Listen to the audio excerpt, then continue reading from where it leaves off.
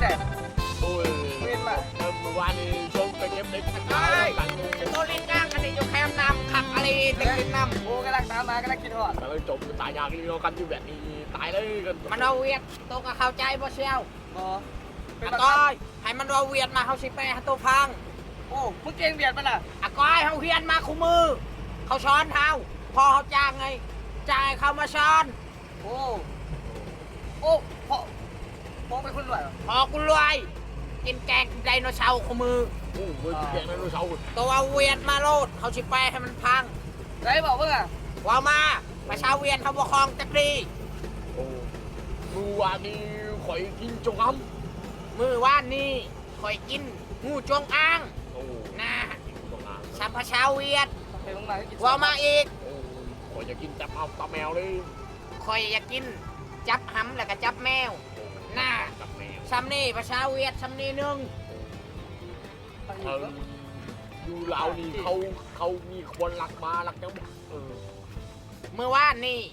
อยู่เล่าวเป็นหลักม้าแล้วก็หลักเป็ดแล้วก็หลักไก่ห่านอะก้อยซ้ำนี่หนึง อุ้ย มึงบอกตัวชีนี้มึงยิงตัวตีกูเลยจะเขาจับกูเลยบ่ไรดิ อะก้อยบอกให้ว่าประชาเวียนกันยังเว่าเล่าว โอ้แล้วบอกภาษาเวียดก็ได้เอ้ามึงฟังให้ดีๆเด้อ เขาสิแปลให้โตประจักดอกหัวย่องโรงเรียนกะเขาบอกให้ไปกันยังบ่ไป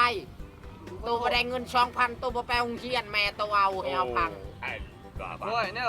เรียนศิลปกรรม ตัว ไปแล้วกู โอ โอ เค เค มีภาษาเวียดนี่ตัวไปอะไรนี่บ่ อะก้อยภาษาเวียดเขาก็ว่าเขาเก่งเขาสิแปลให้ โอ้มาชีแม่มึง มาสิแม่มึงมันเอามาสิแม่มึงภาษาเวียดภาษาลาววะนี่ โอ้แม่บอกกู เออ เอาไหม บักไตชากันนี่ ไหว ลอก เลย ดา เอาไหม ว่าภาษาเวียดก็ว่าภาษาลาว ดูแม่เย็ดด้วยไอ้บักพะโลบักพะโล มันบอกมึงว่าบักควาย บักควาย แมน ลากูนี่ มันแมน ปับปะลู บักบัฟโล งานว่าภาษาอังกฤษยังบอกให้ว่าภาษาเวียด โอ้ยยูเวียดนี่เขามาเล่านี่เขาบอกให้บอก โอ้ ภาย ษา มัน เวี เป็ ย น ด มัน นี่ มันอยากมาอะโวคาโดป่ะ อะก้อยเพลงอันกระดูกระโวกกระโวอ่ะเด้ คันบอกลิงแล้วมาเขาบอกเวียนเลยโตแปรนี่เขามันอยู่ลาวนี่เขาบอก บอก ให้ ที่ว่าเวียนที่ว่าห่วย บอกอะไรดิบอกว่าได้ ที่จะพู ดิ ด มา ภาษา ประเทศลาวนี่เอา ไอ้ ดิ พวกนี้เป้ เอาแปรดูเออ เขาสิแปลเขาเรียนภาษาเวียดมา โอ้วังดูมาชิแมของปับพโลโอ้คันอยู่เวียดนี่เขาไม่เลยทำเนี่ยดิบอกอะไรดิ อะก้อยอยากแต่ไม่ เราอย่างมึง อยากแต่ไม่น้อยหนึงก็ไม่ เราอย่างมึง มาเอาไหม มึงมานี่บักเวียดเอาไหม เอากันก็มีแต่อยากไม่ ยัง เวียด บ่ บา บ่ อี บ่ ช่าง ความหักของพ่อแม่กูก็คือการมีชู้ที่พ่อแม่กูช้อนให้ สัตว์ใช้หนำใช้หนำ อะก้อยพ่อกูอันนี้ฮัน ผมขุดพอกูเป็นตะของ อะก้อยพ่อกูเป็นเจ้าของ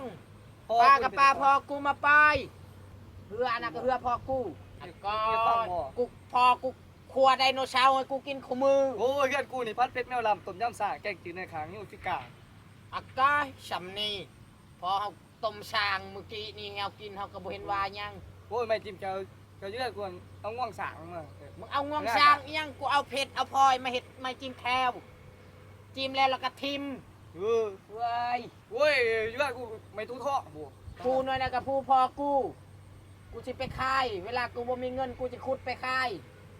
นี่กูซื้อผู้หน่อยนี่คมเพื่อนมึง